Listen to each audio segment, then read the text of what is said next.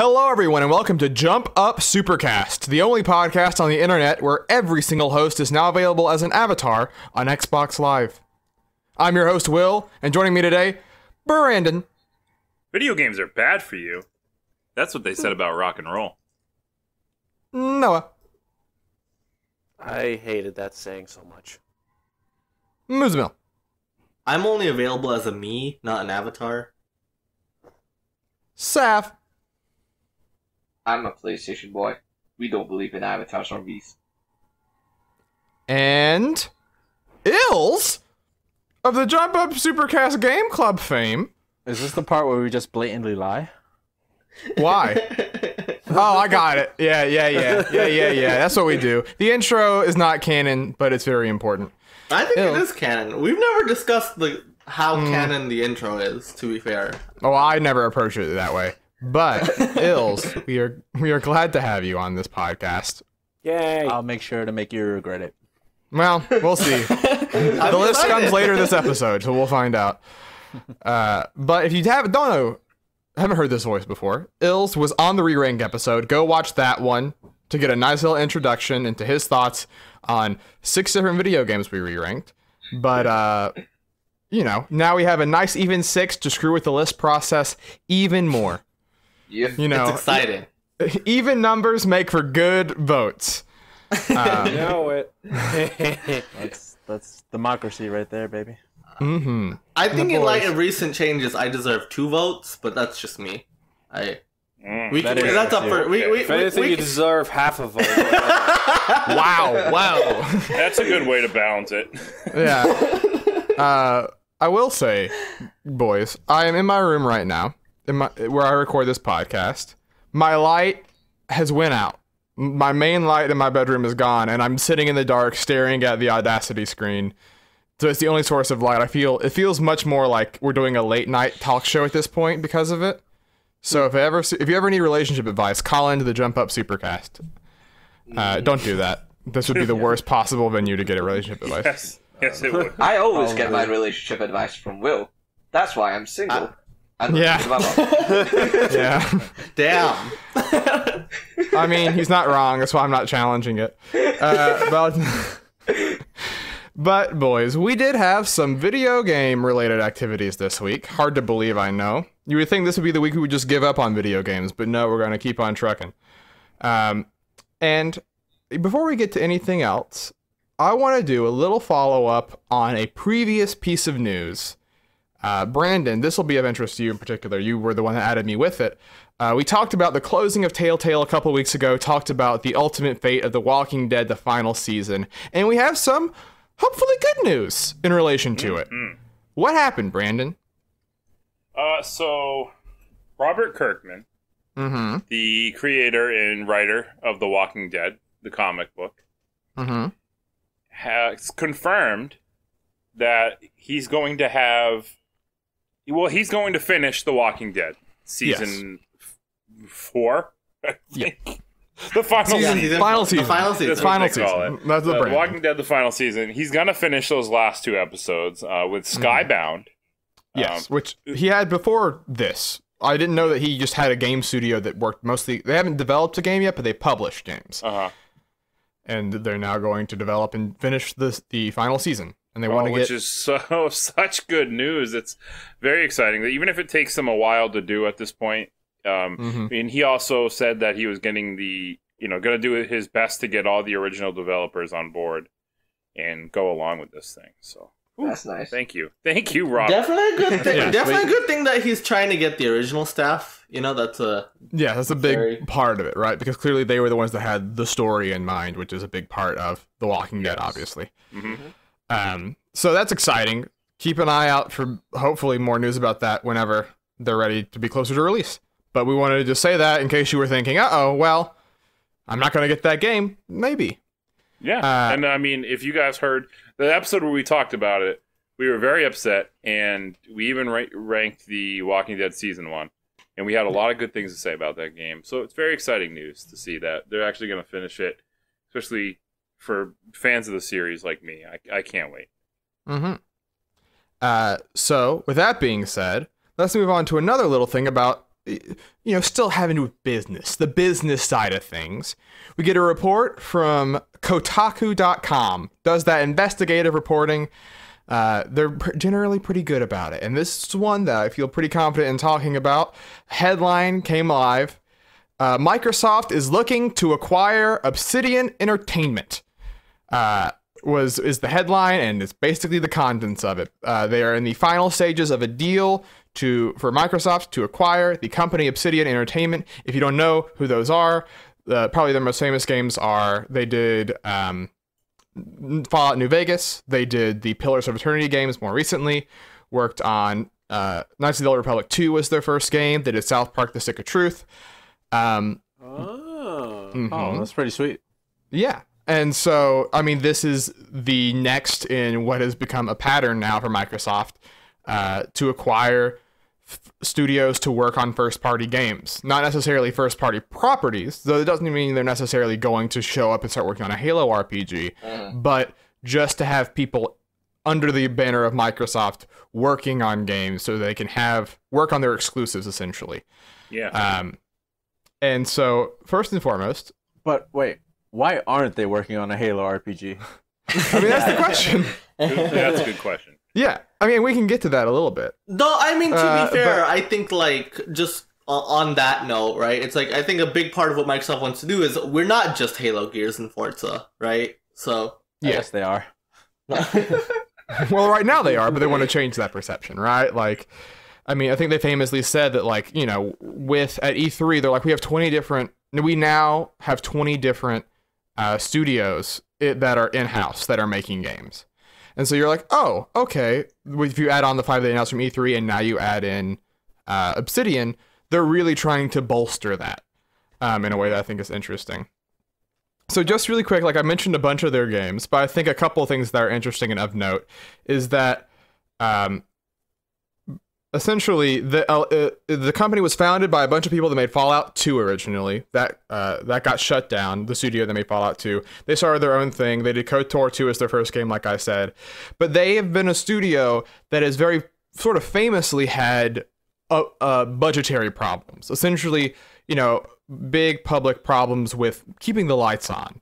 Which is interesting because if you look, they've worked on tons of big games, right? Like they've been given Fallout, they've been given Star Wars, they've been given, I mean, they did Neverwinter Nights, which isn't quite a big series, but like, they would be hired to work on games, but it was never quite this thing where they would ever feel financially stable. After South Park had a famously bad development process because it was originally being made by THQ shut down, Ubisoft bought it, just a whole process there. They essentially said, we don't have enough funding to start a new game, and they went to Kickstarter. And they said, hey, we're going to make an old Baldur's Gate type of game called Pillars of Eternity. And they got it funded, they were able to make that, and then make Pillars of Eternity 2, which was also Kickstarted. But I think this is a really good pairing just because it means they don't have to worry about that anymore, Yeah, I mean... Now they have, like, the financial security of being, a first-party studio, right? They don't have to worry, they don't have to worry about going from game to game, worrying if, like, can we make the next one, Yeah. So I see this as a good thing for Obsidian, personally. And just, like, it's been a while, I think, since we've seen a big-budget game from Obsidian, which Microsoft will almost definitely probably...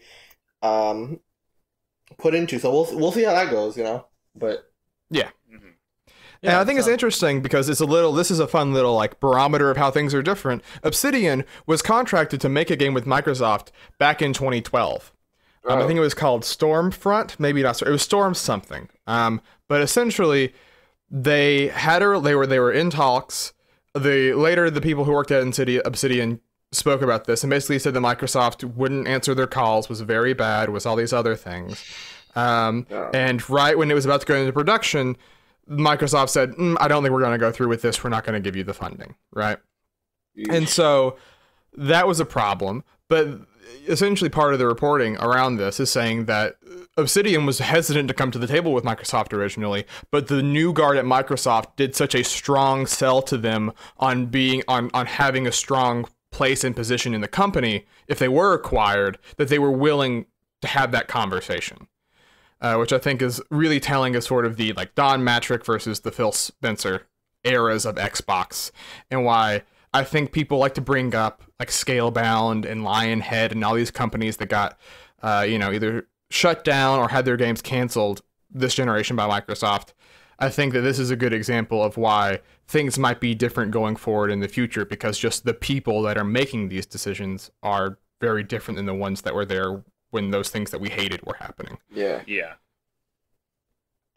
So I mean, Ill sort of alluded to it earlier, and you can expand on this if you want, Ills, but like Halo RPG, Obsidian does a lot of RPGs. That's sort of what they're most famous for. Is there anything that you would like want to see them work on now that they're with Microsoft? I can't think of anything specific. I mean, I'd love for Microsoft to pay attention to franchises like Perfect Dark, but I don't really think that's going to happen anytime soon. So, maybe. Yeah, well, that's like a rare thing, right? Yeah. Mhm. Oh, I mean, they have the rights to it, so they could hand it off to anyone the they want. rumors But are they- there. Yeah. Perfect Dark has been swirling around. There's been word about Perfect Dark Yeah. kind of recently, but Oh, I would love it. I would be so. It's in time. love. It's time for it to come back. though I don't know if it's interesting because this is probably just one of at least a few announcements we're gonna get at their conference next month, right? Like, X18, yeah. so I wonder what else is there, and Yeah. it's just very fascinating to see like Microsoft, like the biggest thing people throw at Microsoft is, hey, like you don't have exclusives, right? And it's true. And they by and large aren't wrong. Yeah. I mean, Yeah, it's very true. But now it's like, they really, you can see they're hungry for it, like they want to be known as like a powerhouse first party studio, and Obsidian is just another more proof of that, and we'll see how that works out for the next gen. How many studios do they have now in total in their wheelhouse? they have it's 20 like, now. like at E3 they said like we've pretty much doubled our first party studio number count, right? And it's like, Yeah. Are they going to stop? Because if they're at the rate they're going, I feel as though they're going to own the entire fucking game industry. I mean, so like, there's rumors that like Playful, who they had hired to make Super Lucky's Tale for the Xbox, Microsoft published that game. There's rumors that they're gonna buy them out. Who knows what else? Yeah.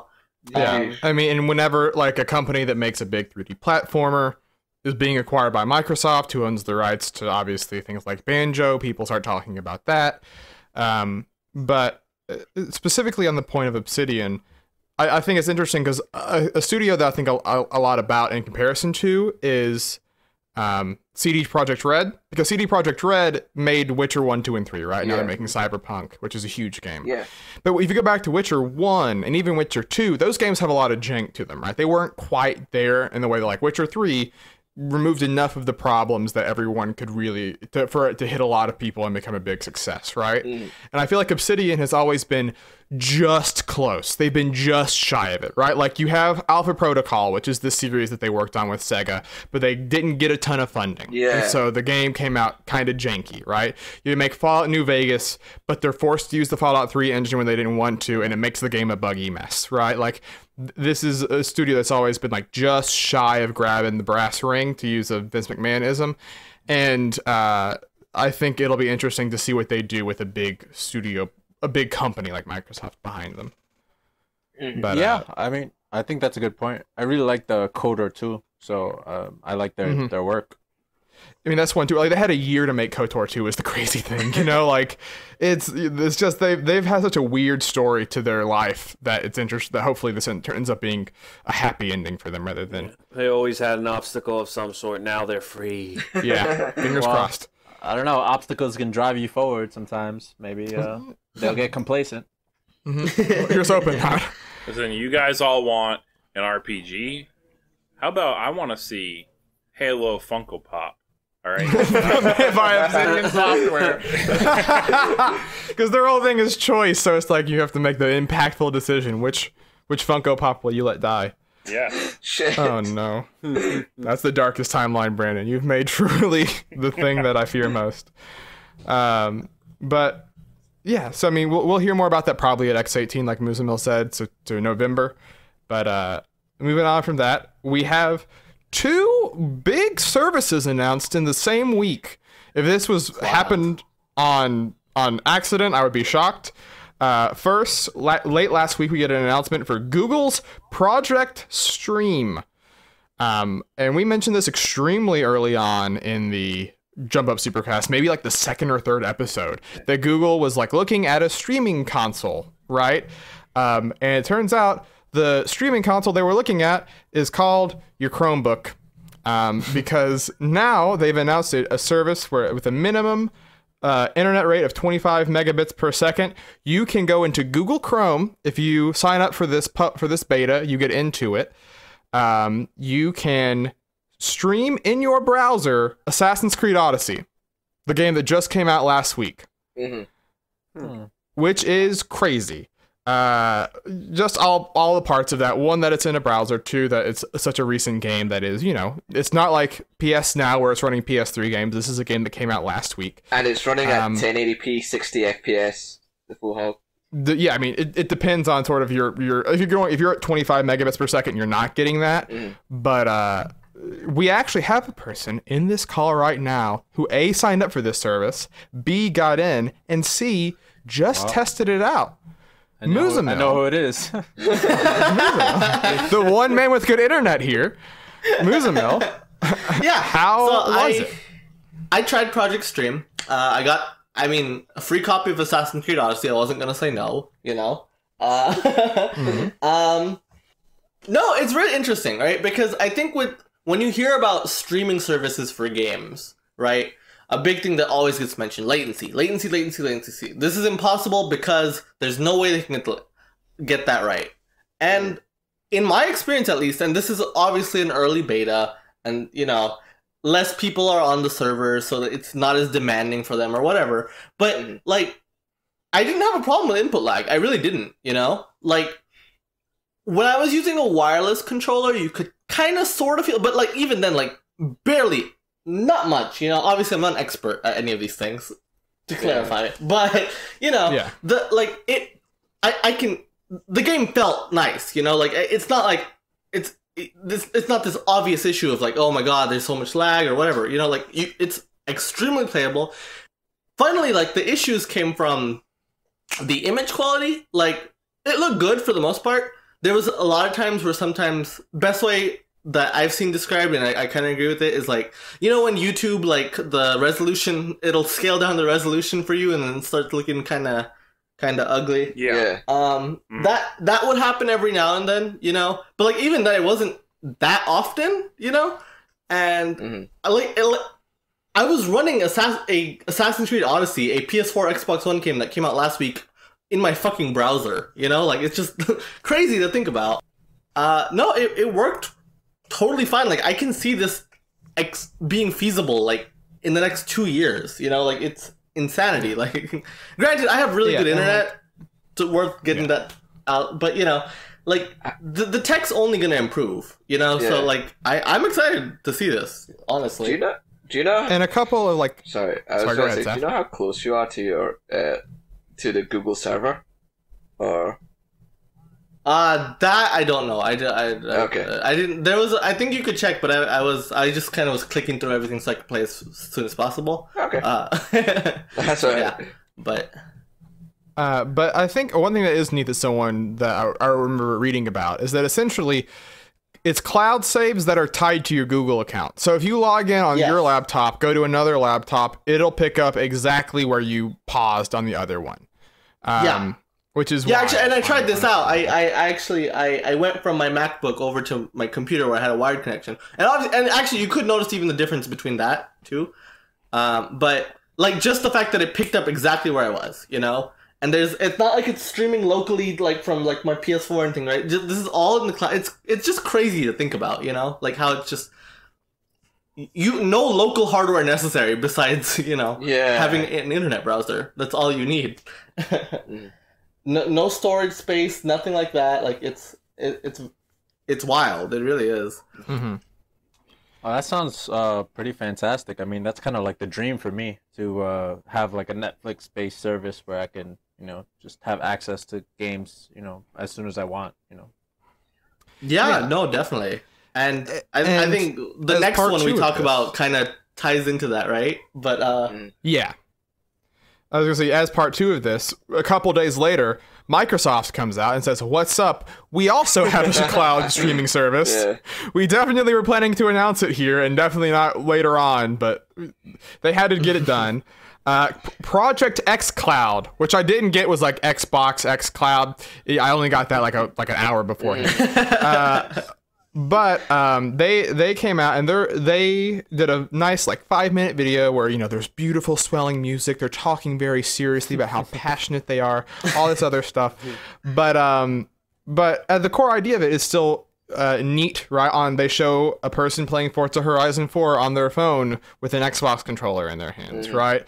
Like they're showing. Why? I mean, the answer is why on their phone? Well, I mean, the thing is, you know, if this becomes a thing that comes tied in with the rest of Microsoft's ecosystem, which you can get to later, you know, if the idea of, I mean, for example, remote play on PS4, right? Moose played all of Persona 5 on his Vita, basically, right? Yeah. But, you know, there are situations where there are certain types of games. I wouldn't say that Forza is one of them, but there are games that you can look at and say, hey, I would like to play this, you know, on my phone or on my laptop or on my, you know, what my thing of choice, including, and this has been heavily rumored by multiple people, and who knows if it'll come through, there is apparently talks going on between Microsoft and Nintendo about potential support with xCloud on Switch, which would mean streaming Xbox games on your Switch, which is insane. Yeah. That would be the most ridiculous shit. Yeah. I could unlock achievements. Oh, Jesus Christ. You already can with Minecraft. No. And the thing is, like, that... But, like, if you watch the video that they put out, that makes complete sense, because one thing that they really pushed was, like, yes, there's always going to be demand for, you know, having, you know, people like us who want the best hardware possible, you know, want the best experiences they can. And that's not going away. But what this allows is, you know, it kind of frees you from a specific device, right? And they specifically called out, like, you don't have to own a Netflix branded machine to watch your Netflix content, you know? So the fact that they're kind of freeing their content from having to own a specific piece of hardware, where you could just, anything you own, from your phone, your tablet, your computer, to your Switch even, you know?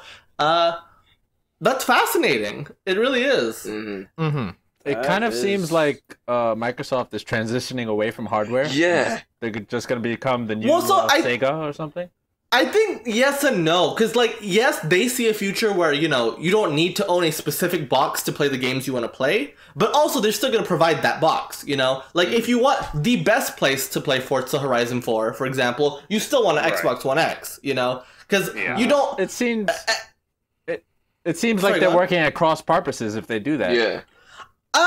Well, I see, because, like, for example, their PC initiative has only bolstered them, I think, you know? I think, like, I don't think their games being available on PC has done anything really to go against their Xbox business, because we've seen, you know, Xbox One, for example, this year has been up year on year, you know? Like, their hardware sales are getting better and better. I mean, I would think that somebody might even go, oh, I can play these Xbox games on my Switch. Let's say they only own a Switch. And they play them and go, these are cool, but man, you know, I kind of want to play them to their capacity, and they might be more inclined to buy an Xbox. Right. At that point. They got a taste of them. I see that argument, but I feel like most people won't feel that way. Like, they won't buy an extra console to get, you know, that much extra little, you know, jump in quality. I agree, but the way I would think of it is that the people they're trying to target with xCloud and the people they're trying to target with, you know, stuff like their PC initiative, it's like people who would have never bought an Xbox in the first place, you know? It's not like... Yeah. You're only expanding your user base. You know what I mean? I mean, that's what Phil Spencer said back... I keep referring to back at E3 when he was doing interviews.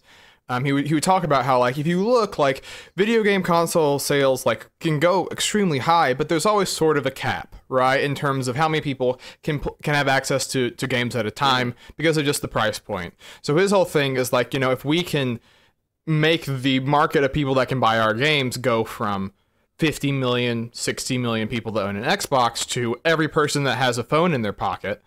That only stands to benefit us and to benefit people who want to be able to play these games. And so I think that's sort of how they view it. I mean, they said in the video, they make a specific point of saying, this is not replacing consoles. You know, there's still a place for powerful stuff. I mean, they have to, of course, a little bit, but I think even going back to the rumors a couple months ago we talked about where there was, you know, talks of having the streaming box that would be cheaper and then the Xbox One X style, more beefy, powerful console launching Scarlet, which is their next generation console. It sounds totally feasible now with xCloud being what it is, right? Like it's just more and more the lines are connecting. I feel like Charlie Day and Always Sunny, but I mean, like the lines are connecting on sort of what we've been hearing about. Because, so just as well in regards to this, like the main concern here is like you're right in that they're trying to target people that aren't going to buy Xboxes in the first place, but some part of me feels as though like that's just only going to encourage them to increase the price of an Xbox console because they can just market it as a type of premium machine or premium device that you can use. I mean, but yes. Then again, they have the Game Pass thing or like the streaming service where you can literally get an Xbox for like $25 a month or whatever it was. I can't remember the exact details. Yeah, roughly that. Yeah. But also, it's like okay, yeah, they have like let's say a $200 box that plays xCloud, only does xCloud, right? Mm-hmm. Just or I don't even know what the price would be, $149, whatever, you know. But then the other console. Yeah, it's probably going to be like $499. It'll probably be more expensive than what we perceive as, you know, acceptable. But that's the thing, though. It will be marketed as a premium device. Yeah. And I think that's worked for them with Xbox One X. You know, like they want... Here's the... Sorry, go ahead. Sure. No, I was just going to... Oh, yeah, you go first. Okay. My main point was basically going to be, like, the $499 machine, like... The way they sell it and the way it does success is like, hey, like, yeah, there's PS4, there's whatever, but this is the best place to play third-party games, you know? Any game that comes out, obviously PC excluded, but, you know, that's a whole another thing. But in terms of consoles, like, you just want this easy-to-use machine, but performs the best it can, like, that's what Xbox is, you know? So, I don't know. It seems like a decent stuff to me. I don't know if that argument holds water. I mean, if you have one console that plays only Xbox games and another console that plays all their games plus Xbox games, I mean, it's not really a choice there, is it? Even if maybe the specs aren't as perfect, I still go with the one with more access to games 100% of the time. Well, I mean, the games would be the same, right? It would like, you know, like the cloud thing and the more premium would both have the same games. Just one would run at 4K consistently 60 or whatever. No, right? I mean like being able to play it like on the Switch or something. Yeah. Well, I mean the thing is that stuff wouldn't you wouldn't need to buy that box to have that on Switch, right? Like that's the idea. Is that like you could just do this with your phone. Just download the app. No, but he's saying though that he's saying that if he has a Switch, like he doesn't. Why would he buy an Xbox? But I think exactly. Sure. But their mindset is basically. If you weren't going to buy the Xbox either way and you're buying either buying it through xCloud or you're paying for Game Pass a month, that's more than the $0 you were spending beforehand, right? Yeah, I get that. And I like their thought process here. I just feel like they're leading themselves down a path where they're just going to become irrelevant in the hardware market. I don't think so because I would buy a new Xbox regardless. Well, you would for achievements and all that. Well, no, because even with the opportunity, like, let's say, to play it on my Switch, for me, I want to play the game the best that it can be, you know, outside of having to spend $2,000 on a PC. You know, I'd rather just play it on an Xbox.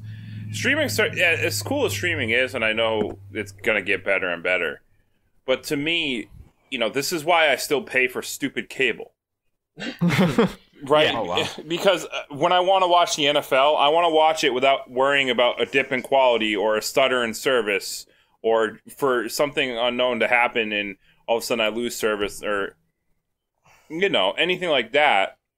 that's why I want to watch my NFL games in the best quality possible. This is why I still pay for stupid cable. When people are like, well, you can stream NFL games with different packages from Hulu or PlayStation or whatever. But I'm like, yeah, I just don't trust the quality there. Yeah. So like on a certain level, I think the audience will always sort of be there. Sort of like how Brandon is, Brandon will be there. That's sort of the thing. Like, but I think that, them trying this new thing, I don't know if I would be interested, obviously, in seeing like where it goes from here. I said back at E3, streaming stuff feels 5 years off. I completely have changed my mind, right? It feels like it's 2 years off at this point, right? Which, I mean, they said a public beta for xCloud will be coming in summer of 2019, so we can figure out the dirty details of it there. But I think walking into this next gen, it's going to be really interesting just to see how all this stuff... There's a lot of plates spinning at the same time right now, and it'll be interesting to see, if any of them end up crashing and falling down. But just one more quick note on xCloud. How that's going to tie with Game Pass is going to be really fascinating to me. The idea of like... Because it's Game Pass, if you boil it down, it's $10 a month, right? $10 a month, having access to the entire Game Pass catalog on any device you own, that is going to be a very interesting prospect, I think. So, what a deal. And it'll make things like backwards compatibility really interesting because, or forwards compatibility, right? Like, it'll just be interesting to see the idea that like the box you have in front of you isn't the thing that determines how a game runs. Will be an interesting shift in how we view like games and things getting stronger, right? Because like if they on the remote end make that stuff better, your game's gonna end up just looking naturally better one day through a patch, kind of like the Xbox remasters. Right, you have to imagine, right? Like this thing will support Xbox One, right? So like that's leading into the next generation. Like any game they put out has like a 40 or whatever million plus install base from the beginning, I think that's interesting too. I remember PlayStation, Sony hinting about something like this where, the next PlayStation might not even be, a console the way it was, not the way it is now. It just might be the next PlayStation forever. Yeah, the idea of like, of because you're streaming, they're the ones on the back end making the console stronger. So you don't need this every 6 years to buy this new box that lets the games run better. It'll be interesting. There's been that talk from like big companies like for a long time, but I think now Xbox is actually making that a reality, and that's fascinating. I kind of hope they keep consoles because my internet is shit. And I think there will always be a market for consoles. Yes, I think that's what. Why they need to keep them around. Because, honestly, the entire world's not even caught up with having fast internet. Yeah. And that stuff is out of their control, right? There's no way Microsoft can, like, try to build internet infrastructure across the United States. But speaking of changes, and of PlayStation in particular, it's been 10 years coming, boys. But finally, you can change your names on PlayStation. Oh my god! Oh my gosh! A year ago at PSX, what's his name? Sean Layden said, "Ask me in a year about name changes." And to be fair, there's not a PSX this year to ask him about it, but he wasn't wrong. But there are a couple of catches. There a couple? So I am on the PlayStation blog right here, so I will be fair to them. Your first name change, much like drugs, first one's free. Nice. After that, it will cost $10 if you do not have PlayStation Plus, $5 if you do to change your name. Okay. Which is sort of like how it is on Xbox. However, you have to pay to change your name on Xbox. Mm-hmm. And so this, however, the last two paragraphs is what I want to focus on. This feature is compatible with PS4 games originally published after the 1st of April 2018, and a large majority of the most played PS4 games that were released before this date. However, please note not all games and applications for the PS4, PS3, and PS Vita are guaranteed to support the online ID change, and users may occasionally encounter issues and errors going online in certain games. What? Why are they even releasing it then? What the fuck? This is so fucking obtuse. If for any reason you experience issues after changing your ID, you can revert back to your original ID for free at any time. You will only be able to reverse once during the preview program. Reverting back to an old ID should resolve most issues caused by the ID change. So when this is officially launches, we will have a list of compatible games published before April 1st, 2018. This sounds like a disaster in the making. This sounds like it could be a problem. So if you end up being one of those folks that pays for new ID because you've already changed it once, and it doesn't work, it means that they revert it back to the previous one. Would they give you a refund for that at all? Or would they give you an opportunity to go back to the new one? Did they actually give you any details? You could change back, but you would not get a refund. And they won't give you an opportunity to go back to the new one. What? It seems like they're not really changing your name at all. They're just slapping a new coat of paint on it. And then if it doesn't work, well, that's it. You know? Fuck you.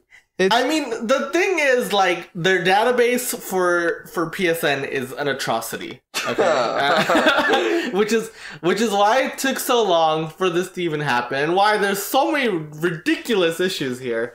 Because basically your display name is tied to your online ID in the PlayStation infrastructure system, which means that like every game that's tracked your stats and your levels and stuff associates it with your online ID with PSN. By changing it, it messes up all of that stuff that is stored essentially, right? Because you just changed it.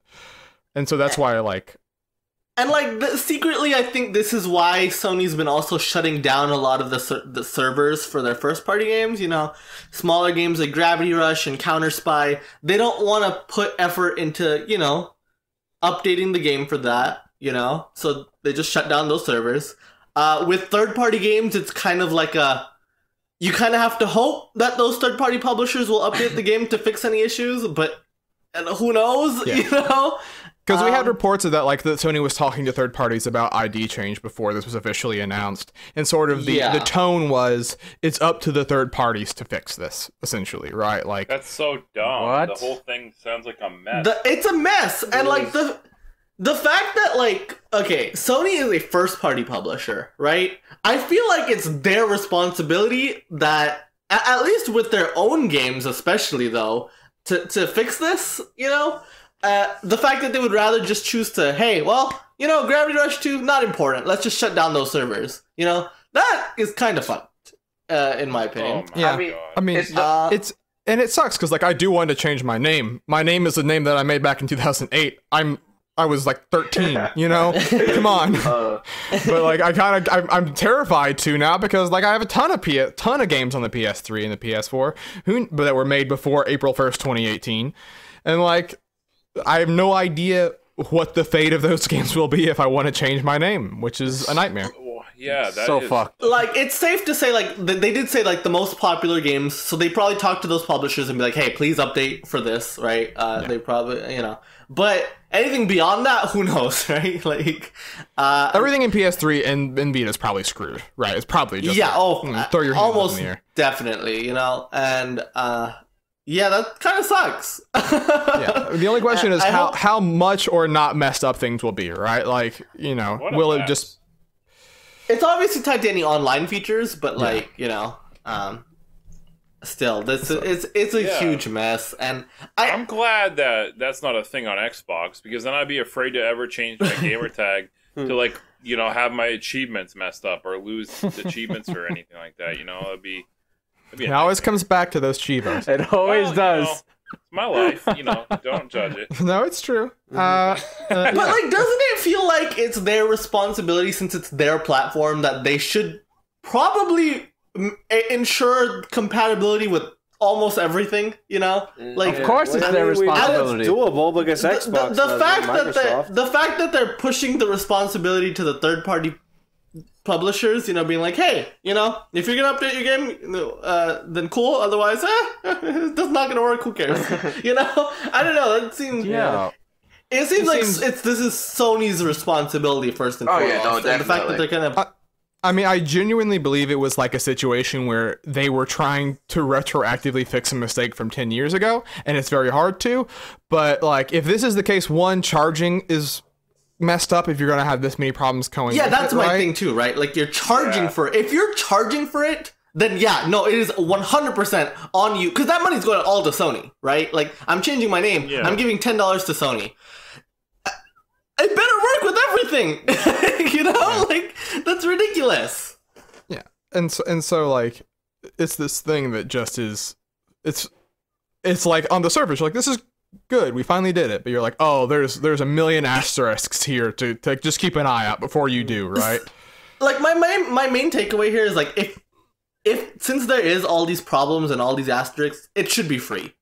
There should not be a charge. There should not be a charge whatsoever. Yeah. It's complete and utter bullshit that there is. Like, It's one of the rare instances where Nintendo's ahead of the curve on the other two. It's like literally maybe the one, because there's two different names you can change on Switch, and they're both free. And you're like, well, cool. Yeah. But the only downside is that you're stuck and with so- friend codes, though. That's Well, I mean, the secret is the friend codes are actually why, because the friend codes are what's tied to, not your online ID or your display name. Yeah. The friend codes are somehow the one. This is the one instance. all along. They redeemed. They're not redeemed. They're still a mess. But this is the one benefit. But yeah, so that was just a thing that, like, hey, if you saw that headline, read the article, buddy. Or we did it for you, so don't worry. Just come keep listening to us until the end of time. But that is the news for this week. A lot of big stuff, a lot of big topics. Feel like we did a good job with it. Well done, boys. Sweet. Now Very fun. we move on, of course, to the oft. You know what it is at this point. It's the list. the list. The list. And yeah. last week, I brought a game named Miss Pac-Man, and it made it to number 23 on the list. Right, right above Animal Crossing, but below the wonderful 101. This week, it comes around to our friend Saf. Saf, before you go, reminder, if you want to see the full list, Pastebin is in the description. Saf, go ahead. I was wondering if you're going to mention it. I'm going to put Resident Evil, and I want to put it somewhere in the top 10. Wait, That was the shortest lead up to anything I've ever heard. I think we're all familiar Whoa. with Resident Evil. So Resident Evil Which one? remake or the first remake one, or the The first oh the Remake very of the first, or PS1. OG PS1 version of Resident Say Evil. Why would you do remake, that? you fool. Oh no. Why would you do Remake. this? Wait a Say minute. remake. Yeah. What? Yeah, because what are we gonna do? Have remake? okay. I think we usually go If for you the wanna go definitive. Zaf, you had a home run with the remake. Saf. There's a big. You have to be real careful here because there's a major quality difference between the remake and the original. Alright. I was kind of like a last minute thing. I genuinely forgot that there was a remake. But if you want to go for the remake, Our remake is like the best remake in games, maybe. It's up there. Yeah, it's Pretty like much. Yeah. it's the definite. You look up fucking video game remake in the fucking video game dictionary, and that is the. There's a reason there's like 7 ports of the remake. Saf, In my defense- you are the most perplexing man. You're wonderful. in my defense, I only had 40 minutes to think about it. And I just thought, Resident 40 Evil. minutes! You told me it just. When you think of Resident Evil 1 in 2018, you think of remake. Okay, alright. Well, Saf, okay. Do you want to explain all what Resident Evil remake is, or do you just want to put it on the list? Well, he didn't play the remake, apparently. Dead. He should put Deadly Silence. Deadly on the Silence, list. the DS version, the definitive edition. Oh my god. God, Deadly Silence. Thank you for remembering the subtitle there, Brandon.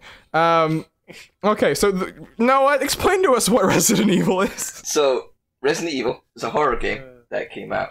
And it's one of the first horror games to actually kind of develop or like establish what horror games are supposed to be. It is it's a third person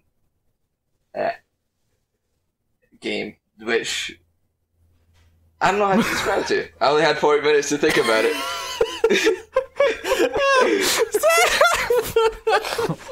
What a solid choice. In your excuse, I only had 40 minutes. 40 minutes is a fair amount of time. Holy no.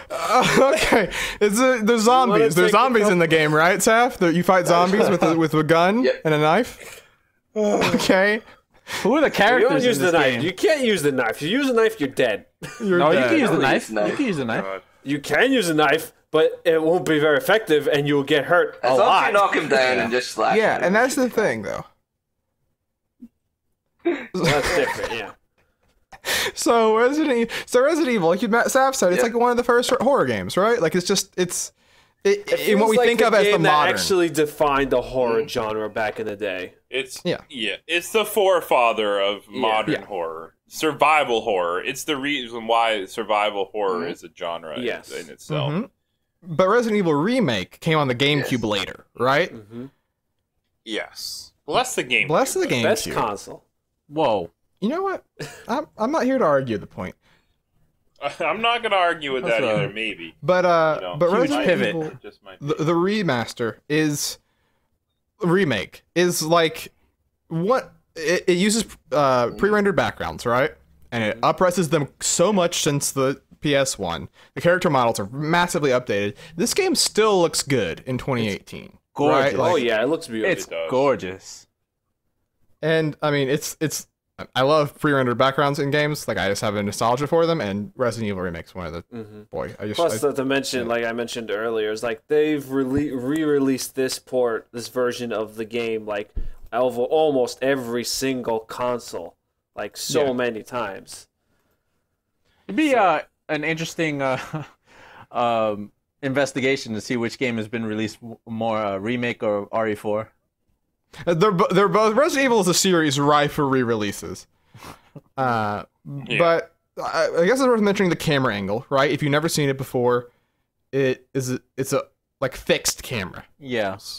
So whenever you walk into a room, the camera stays there the whole time. It's that perspective. You have tank controls, which essentially means that like turning and moving, you sort of have to stop to turn to move whenever you're navigating, which can make running from zombies much harder. Well, that's the thing. It felt a lot smoother in the remake than it did in Yes. the original. Like But, the like- original was atrocious. It did. Yeah, it was rough. But it did, but it's still Yeah. tank controls Yeah. at the end of the day. It definitely is way better than the original. And we don't really, need to really talk No. about the original. It's just like it's good Because to we're not mention how comparing. much of like improvement they made in every aspect, though. Yeah, because a lot of people I think maybe just think of the PS1 game because it was so big at the time.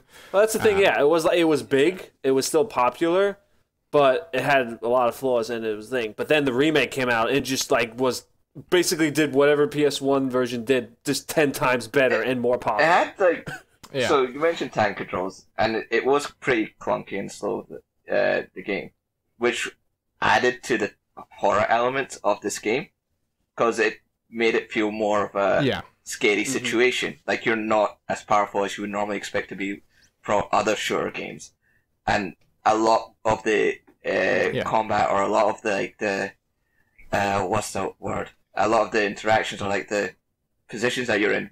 Yeah, the encounters felt encounters. more tougher Yeah. and more dangerous to you, which Yeah. Plus, the camera angles just intensified. basically the, it added to the atmosphere. horror experience. Yeah. It's like a gift and a curse. Double-edged sword type of situation.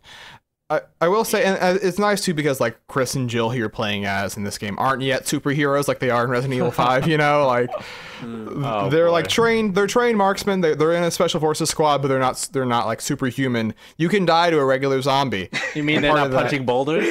Yeah, not yet. We got another 10 years to wait before we start you know punching what? boulders. Hey, I love that that too. game still. regardless. But but Resident Evil 1 I think still maintains a unique charm to it in that way, and I love just like the way the ammunition's done in that game. There's not enough bullets in Resident Evil 1 to kill every single zombie, just by the nature of the The gimmick, the main goal is survival, not killing everything. Yeah. And like almost every fucking horror game nowadays, they do not focus that. You can kill every monster you encounter. Doesn't feel like a horror game. Yeah, and just that core conceit that like there will be times you just have to run. I think by presenting it there being another option besides killing an enemy. I actually like a lot. I think you can have a horror game and be able You can, to but not a just not survival horror game. Not a survival horror game. If a game's marketing itself as survival horror, but if it's just you can still have a horror game where you're able to. But I think it's just complementing sort of the you want. unique approach that Resident Evil took at the time it came out, and like doing that stuff. Oh yeah. Yeah, So- and this is the game that launched, like basically the whole genre, like we said before. It inspired so many like, copiers and stuff like that, like Silent Hill and stuff. And obviously, just a huge long-running series, even just on itself. Right. So Saf, you are the one that brought this game to the list. Where you said you wanted it in the top 10. The very first thing you said about this game. Where would you want to put it? There's 10 numbers in the top 10. As long as it's in the top 10, I'm happy. Okay, well, I would like it. I want it either above or. Number 2 is insane. Okay. That's a lot. I was gonna say number 8. I was gonna put it above Octopath, but maybe below Symphony of the Night. Wow, everybody! Wow. Okay. I mean, originally I was gonna say number 12. Yeah, I kind of like that place. But if we're, married to the idea of bringing it to the top 10, I'd say 10. I'm not married but there's to that two idea. people that My are not original- married to that, so I wouldn't say you guys are. I would say My original thought was number 12. we've mentioned this before off camera, but I think that Octopath's very good, but I think that like Resident Evil Remake is like, it is approaching one of the greats territory. Well, right? that's a fault of Octopath being where it is, not. But I also think it's better than Earthbound or Left 4 Dead 2. Yes. Okay, I'd say it's better than Left 4 Dead 2 for sure. I think it's better than Left 4 Dead 2, but I don't think it's better than Donkey Kong Country. But I think it's better than Ghost Trick. It's definitely better than Earthbound. Therein lies the Damn. problem with the list. Damn. Okay. I don't really know what the consensus here is so far. So Saf is the top 10, so I guess that means he doesn't want it at number 12. Okay, so wait, can I ask Brandon? How strongly do you feel about it being below Donkey Kong Country 2? Well, how many times do I? Donkey Kong Country 2 is that threshold. Some games wrongly pass that threshold. But that doesn't mean we have to make that mistake every time. I mean, you say wrongly. Right. I feel it's justified and reasonable. I feel like Left 4 can Dead, eat all the I'll give it dicks. to you. Ghost Trick, I'll give it to you. But like Octopath, even I'll have that conversation. But I think that I feel more confident in Resident Evil Remake than any of those games. Well, I mean, I do too, but I think that it's better than DKC too. I think like it genuinely is. From it's not better than I don't really think it's better than Donkey Kong Country 2. the list from like 7 to like 13 is a problem. I'm- It's good. It's fine. That's an I'm area willing to full put of it above landmines right Octopath. there. I'm happy to put it above Octopath.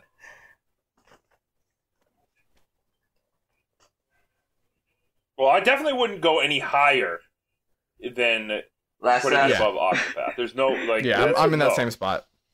All right, yeah, I can. Yeah, I think that's fair. To be. Okay, so through a very weird process. Have we just is this it? Like, Is that Are we good? Are we good? Number 7? number 7 in between Symphony of the I Night and can't- Octopath Traveler? Is there anyone who has I feel strong like I'm gonna disagreement lose. over this? I mean, I obviously want to put I it have a higher, but if you guys mild don't... I have You a wanna mild justify between it? mild No, and strong. I just See, I want to think get. the thing is, Noah wants it higher, Brandon wants it lower, me and Saf both want it there. Ills, I just I want just it want in it the top above 10. Ghost Trick. okay, all right. Same. I mean, same. But also, Ills, are you willing to meet us at above Octopath? Yes. Okay. Does Does, Yeah, does, I'm there too. does Okay. Noah want to Fine. justify Alright, I mean, his I- reasons? it's a very good game. I was gonna try to lengthen the process, but okay, It's- if you guys are really settled on that, that's okay. You know what? Resident Evil isn't even a good game. Hang on, It's just to clarify, does it's no an one amazing game. justify his... So Yeah. you know. That's why I'm surprised you're not even considering it, putting it higher. Well, no, because I mean, every game above it is amazing, and Castlevania Symphony of the Night is like masterpiece material. And honestly, Resident Evil is an amazing game, but I would not call it a masterpiece. Resident Evil 4, yes. Resident Evil. I think just the core double-edged sword of the tank controls, I think, is a thing. The tank controls and the camera angles. As much as you want to say, it makes it scary. It makes it scary because it sucks. It uses its flaws to its benefit, but there's still flaws there, I think, is how I view it, right? It does, yes. It was done on purpose. It's a benefit of the flaws, but there's still flaws at the end of the day. I don't think they made it. I think that was more technical limitations. That was on purpose to fucking build up the intensity. No, it was. I think it was designed through adversity. I think it was designed through adversity. I think. Well, yeah, it was. It wasn't. Let's make the controls suck to make you. Game's already on the list. Why are we still yelling? I want it higher. God damn. Well, you were wrong. When Resident Evil came out, like I don't even think the DualShock existed yet. You know, like that was. No. I don't think it did either. The GameCube. You're trying to shoot a zombie that's all the way down the hallway and you can't shoot, and you're fucking trying to wasting your ammo. It's awful time. But it's still number 7 on the list. I would say that's good. Well, I would say it is a masterpiece. I would definitely say it is a masterpiece. It is a masterpiece. The Symphony of the Night's also a masterpiece. Well, yeah, it's very hard. I'm not saying it's not. Yeah, it's hard. It's just top 10's hard. Hard fight. Well, Symphony of the Night, guess what? Controls real good. Thanks. Gracious winner. Brandon is a gracious winner. Well, illz, we are now the portion of the podcast where we finish off with the final phrase after I do the plugs. Since it is your inaugural episode on the just regular old Jump Up Supercast, I would like to give you the honor and the privilege. But while you think on that, let me plug twitter.com/jumpupsupercast, twitch.tv, almost got me again, /jumpupsupercast, where we will tweet about our episodes, stream whenever we just feel the urge in our big old bellies. And, I think Jackbox is coming out soon. Maybe we'll stream Jackbox. Who knows? Just, have a good time together as friends.